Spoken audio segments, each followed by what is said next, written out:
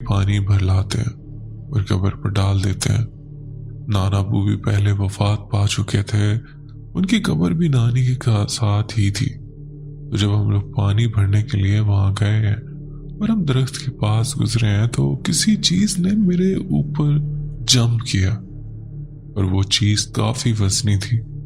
मैं गिरते गिरते बची तो मैंने एकदम से दुपट्टा उतार कर दूर फेंक दिया और चीखें मारने लगी।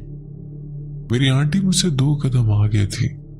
वो एकदम पीछे मुड़कर मुझे कहती हैं कि क्या हुआ। मैंने कहा कि पता नहीं, कोई चीज मेरे ऊपर गिरी है। मुझे बहुत वजन महसूस हुआ और मैं गिरने लगी थी। मेरी आंटी ने इधर उधर देखा और कहा कि कोई बात नहीं। समझ तो वो गई थी। उन्होंने जल्दी से दुपट्टा उठाकर झाड़ कर मेरे ऊपर दिया और कहा कि कुछ नहीं होता, अल्लाह खैर करेगा, बस जल्दी से कब्र पर पानी डालकर और पढ़ाई करके चलते हैं। फिर हम कब्र पर गए, पानी वगैरह डाला। मुझे ऐसा लगा जैसे मेरे कांधों पर बहुत ज्यादा वजन है। तो मैंने कहा कि शायद गिरने की वजह से दुपट्टा पड़ गया। मैंने नाना नानी की कब्र पर पानी डाला, फूल डाले वहां पर। तो मेरी आंटी ने कहा कि चलो तुम्हारे चाचू की कब्र से भी होकर आते हैं, पता नहीं उनकी कब्र पर कोई आता भी है कि नहीं। तो मैंने कहा कि ठीक है चले। तो जब हम वहां गए तो चाचू की कब्र इर्द गिर्द से तो पक्की बनी हुई थी, लेकिन दरमियान से कच्ची है। तो वो दरमियान से गिर गई हुई थी। तो मैं हाथों से उस मिट्टी को ठीक करने लग गई। तो मेरी आंटी कहती है कि ज्यादा अंदर हाथ ना डालना, मैं पानी लेकर आती हूँ। तो मैं अपने हाथों के साथ ऐसी मिट्टी ऊपर कर रही थी कि अचानक हड्डियों का जो ढांचा होता है चेहरे का, वो मेरे हाथ में आ गया। अब पता नहीं वो मेरे चाचू का था या किसी का, मैं नहीं जानती। तो मैंने एकदम से चीख मारी। इतने में मेरी आंटी भी आ गई थी। तो उन्होंने भी देखा कि क्या हुआ। जब इन्होंने मेरे हाथ में देखा तो मैंने एकदम से उसको बीच में फेंक दिया। तो मुझे कहने लगी कि तुमने अंदर हाथ क्यों डाला है। मैंने कहा कि मैं तो सिर्फ कब्र ठीक कर रही थी, शायद कोई जानवर वगैरह उनके ढांचे को खींचकर ऊपर ले आया था। उनको फौत हुए तकरीबन 15 साल हो गए हैं। तो मेरी आंटी ने कहा कि तुम छोड़ दो इसको। जो कब्रिस्तान में कब्रें बनाने वाला होता है, गोरकन उसको कहते हैं, वो ये कब्र ठीक कर देगा। इसके बाद मैं और मेरी आंटी घर आ गए। घर आने के बाद भी मुझे अपने कांधों पर बहुत ज्यादा दर्द महसूस होने लगा। मेरी तबीयत भी काफी ज्यादा अजीब होने लगी। तो मेरी अम्मी ने कहा कि क्या हुआ है। मेरी आंटी ने बताया कि ये वहां पर डर गई है। मेरी अम्मी मुझे डांटने लग गई कि तुम बास नहीं आती परफ्यूम लगाने से। मेरी आंटी का नाम मुजम्मिल है। तो मेरी अम्मी उनसे कहने लग गई कि इसको ना लेकर जाया करो, ये बच्ची है, इसने परफ्यूम लगाया होता है और माशाल्लाह से देखने में भी ये अच्छी खासी है। अम्मी कहती हैं कि आगे से मैं तुम्हारे साथ जाया करूंगी, इसको लेकर मत जाया करो। तो वो कहती है कि ठीक है, आगे से मैं उसको लेकर नहीं जाऊंगी। तो फिर रात हो गई, मैं लेटी हुई थी। मेरी अम्मी अबू भी मेरे साथ ही सोते थे क्योंकि मेरे बड़े बहनों की शादियां हो गई थी। तो मैं और मेरी छोटी बहन हम अम्मी अबू के साथ एक ही कमरे में सोते थे। एक कमरे में मेरा भाई भाभी होते थे और एक कमरे में मेरा दूसरा भाई होता था। तो मेरे घर वाले बताते हैं कि जब मैं सोई होती थी तो मैं बहुत ही खतरनाक आवाजें निकाल रही होती थी और मेरे जो हाथ थे वो ऊपर खड़े होते थे हवा में। अबू कहते हैं कि मैं काफी देर से तुम्हें देख रहा था। मुझे देखते हुए तकरीबन आधा घंटा गुजर गया। फिर मैंने तुम्हारी अम्मी को उठाया कि देखो आयशा कैसे हरकतें कर रही है। उसने अपने हाथ हवा में खड़े किए हुए और उसके हाथ थक नहीं रहे। कोई भी इंसान इतनी देर अपने हाथ खड़े नहीं कर सकता। आधा घंटा हो गया, इसके हाथ ऐसे ही खड़े हैं और आवाजें भी बहुत खौफनाक निकाल रही है, जैसे कि मर्दाना आवाज होती है। तो मेरी अम्मी कहती है कि जाके इसे उठाओ। मेरे अब्बू आए, आयशा बेटा उठो, मगर मैं हिली तक नहीं। मेरी अम्मी ने कुछ पढ़कर मुझ पर दम किया और फिर मुझे हिलाया। तो मैं उठ गई। अम्मी अबू मुझे कहते हैं कि तुम्हें क्या हुआ है, इतनी देर हो गई, तुमने अपने हाथ क्यों ऊपर किए हुए थे। मैंने कहा कि मुझे तो कुछ भी पता नहीं। इन्होंने मुझसे ज्यादा बात नहीं की और फिर मैं सो गई। फिर अगले दिन मैं स्कूल चली गई। अगली रात जब मैं सोई हुई थी तो मैंने अपने ऊपर एक चादर ली हुई थी। रात 2 बजे का टाइम था तो एकदम से मुझे ऐसे महसूस हुआ कि कोई मेरे पाँव की तरफ से चलकर मेरे ऊपर आ रहा है। मैं वैसे ही लेटी हुई थी और वो चढ़ते चढ़ते मेरे ऊपर तक आ गया।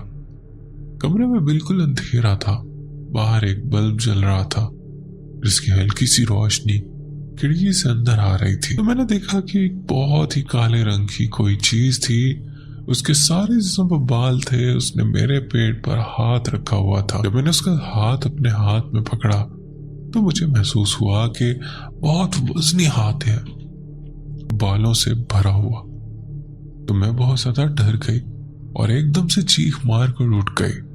उन्होंने मुझसे पूछा कि क्या हुआ, तो मैंने कहा कि पता नहीं, कोई मेरे ऊपर था और इसके बालों वाले हाथ थे। तो अब्बू मुझे डांटने लग गए कि तुम हॉरर मूवी देखने से बाज नहीं आती, ये चीजें देखनी छोड़ दो। तो खैर मैं लेट गई और पता नहीं कब मुझे नींद आ गई। और फिर अगले दिन भी मैं स्कूल चली गई। हमारे घर के सामने पुप्पो का घर था। इन्होंने ढोलकी रखी हुई थी तो हम सब घर वाले उधर गए हुए थे। वहां पर मेरा दिल घबराया तो मैं घर आ गई। हमारे सहन में एक चारपाई थी, मैं उस पर आकर लेट गई। मेरी छोटी सिस्टर घर आई है कि ये अभी तक वापस क्यों नहीं आए, जाकर देखूं। अम्मी ने कहा था कि जाओ उसको लेकर आओ। तो वो बताती है कि मैं आई हूं और मैंने कहा कि आयशा तुमने जाना नहीं, तुम इधर ही बैठ गई हो, अभी खाना भी खाना है। तो मैंने एकदम से मुड़कर उसकी तरफ देखा है। वो बताती है कि उसकी आंखें भी और थी और उसका चेहरा भी और उसने मुझे कहा कि मैं तुम्हारी गर्दन तोड़ दूंगा, तो मुझे तंग कर रही हो। जब मैंने इतना कहा तो वो डर के वहां से भाग गई।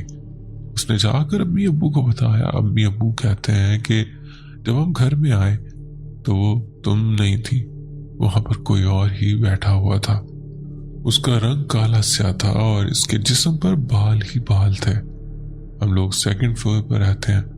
तो वो कहते हैं कि जब हमने सीढ़ियों से तुम्हें देखा तो तुम्हारी अम्मी और मैं वहीं पर रुक गए और फिर तुम वहां से उठी हो और उठकर कमरे में चली गई।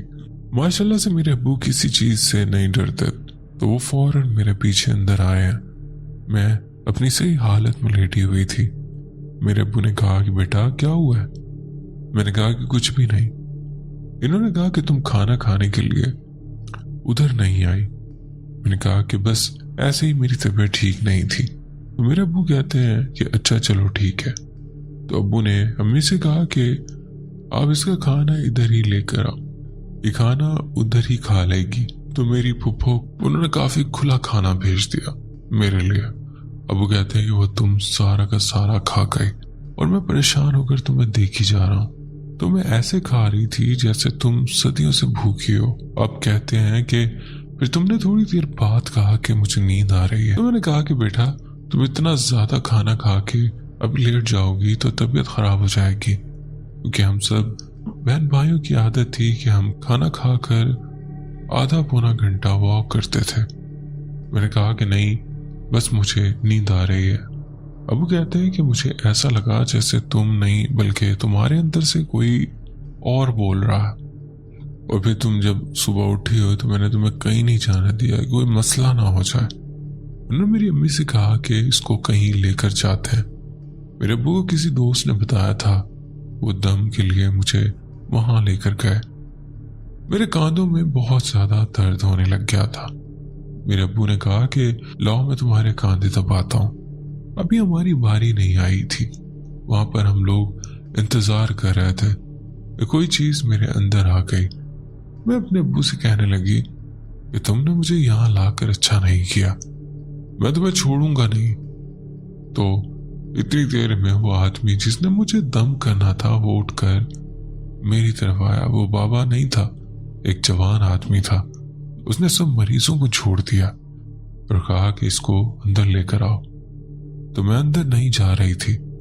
پھر اس نے مجھے ایک آواز دی اور مجھ پر پانی کے چھینٹے مار کر کہا کہ فوراً میرے پیچھے۔ پھر میں اندر گئی تو اس نے مجھے بٹھا لیا۔ پھر میں نے چھری لے کر کہا کہ میں تمہارے ہاتھ پر کٹ لگا دوں گا اگر تم نے کوئی بدتمیزی یا شرارت کی۔ اس کے بعد اس نے مجھ پر پڑھائی وغیرہ کی اور میرے گلے میں ایک تعویذ ڈال دیا اور کہا کہ اسے گھر لے جائیں اور جمعرات کو آپ اسے دوبارہ میرے پاس لے کر آئیے گا۔ میرا ابو وغیرہ مجھے گھر لے گیا۔ میری بھابھی نے کھانا وغیرہ دسترخوان پہ لگایا، ہم سب کھانا اکٹھا کھاتے تھے۔ تو میری ماما بتاتی ہے کہ میں دسترخوان پر بیٹھی ہوئی تھی، اپنا سر نیچے کیا ہوا تھا، تو ماما نے کہا کہ عاشق کیا بات ہے، طبیعت ٹھیک ہے تمہاری؟ مگر میں آگے سے نہیں بولی۔ جہاں ہم لوگ بیٹھے ہوئے تھے وہاں سے سیدھا باہر فریج رکھا ہوا تھا۔ میری بھابھی فریج کے پاس کھڑی چیزیں نکال رہی تھی، تو میں نے اندر کمرے سے گلاس اٹھا کر اسے زور سے مارا۔ وہ ایک دم سے ڈر کے بھاگی اور چیخیں مارنے لگی۔ میرے ابو وغیرہ بھی ڈر گئے اور میں دسترخوان سے سارے برتن اٹھا کر باہر پھینکنے لگ گئی۔ وہ بتاتے ہیں کہ کچھ برتن تو تم پھینک رہی تھی اور کچھ ہوا میں خود اڑ کر باہر جا رہے تھے۔ تو کہتے ہیں کہ ہم لوگ ایک دم سے بہت زیادہ پریشان ہو گئے۔ میری امی بھی کافی زیادہ پڑھائی وغیرہ کرتی رہتی ہیں، تو وہ بھی اونچی اونچی تلاوت کرنے لگ گئی۔ میں ایک دم سے مردانہ آواز میں ہنسنے لگ گئی۔ آپ اندازہ لگائیں کہ وہ آواز اتنی خوفناک تھی کہ میرے بھائی اور بھابھی وغیرہ بھی ڈر